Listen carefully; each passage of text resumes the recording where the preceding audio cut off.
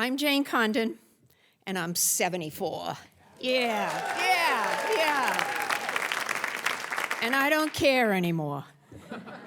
I come from an average American family, a lot of love, little alcoholism, little mental illness. My husband comes from a very proper family. They like classical music, sip fine wine, go to the club. Anyway, he is very confident, very smart, and extremely cute. We are like pieces of a jigsaw puzzle that come together and fit, proving that opposites do attract. He's rational. I'm impulsive. He's very, very neat. I'm very, very not. He likes to travel. And I like when he travels. Back when we were still dating, I noticed that he didn't drink that much and he wasn't mentally ill. And I'm thinking he could be the one. Yeah, I really love him, so I ask him to marry me. And he seems very pleased by this. And we're hugging and kissing, and after a few minutes he pulls away and he says, Jane, this is a really big decision. I need time to think about this. And I'm there, yes, take all the time you need. I didn't really mean that. But anyway, the next day, because I'm ADD, I can't wait. I say, so have you had a chance to think about it? And he said, Jane, I need more time. And I'm there, fine, no pressure. But there was pressure. A whole week had already gone by. And then he invites me over to his apartment for dinner. And I'm thinking, okay, this is a good sign. We live in New York. He's a great cook. I'm thinking, this is it tonight.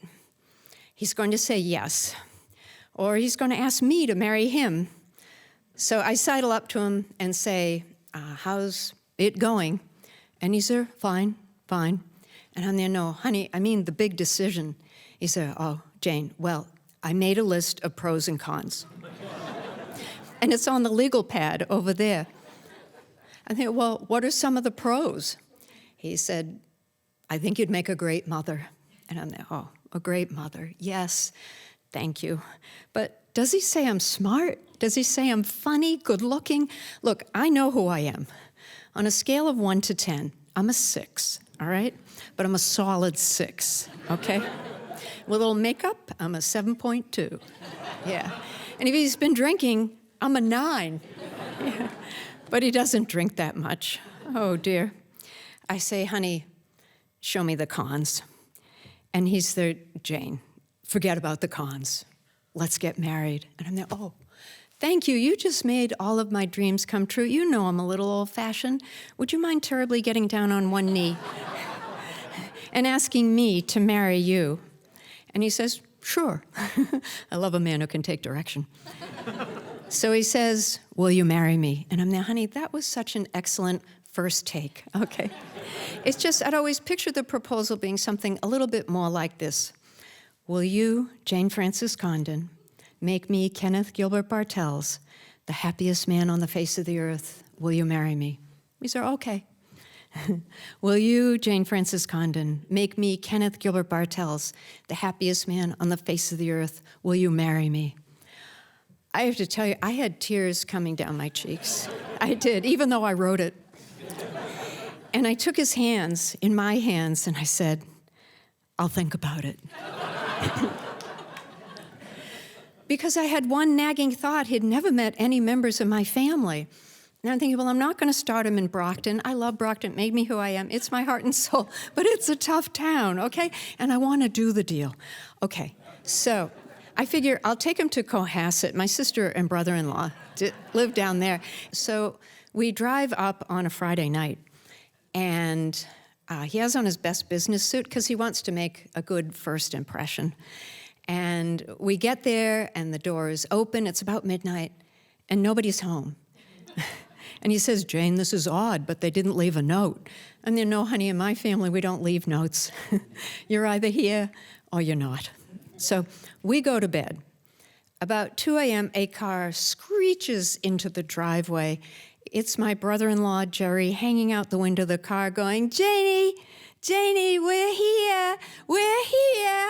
And I'm there, oh no. And then he burst into the bedroom. he belly flops on the bed. Ken had scooted out of the way.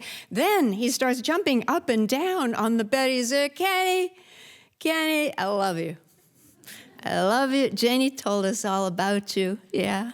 And that little girl, she's like a daughter to me, Ken, ever since her dad died. So you take good care of her. Do you understand? So my brother-in-law hops off the bed and gets Ken in a headlock and says, you take good care of her or I'll kill you. Oh, that's when my sister tries to separate them, and she's pushing Jerry out the door. And Jerry, he looks back over his shoulder and he says, hey, Ken, if I don't kill you, I know a guy who knows a guy, Ken, you know. Poor Ken, he is horrified because he comes from a proper family. He said, Jane, he didn't really mean that, did he? About killing me? And then, no, honey, he really likes you. I'm thinking, how do I explain to this well-bred, well-educated man that in my family we fight on Saturday night, and on Sunday it's waffles and church and sunshine, oh my. Rather miraculously, he doesn't dump me, he still marries me. But then again, maybe he was afraid not to. Thank you.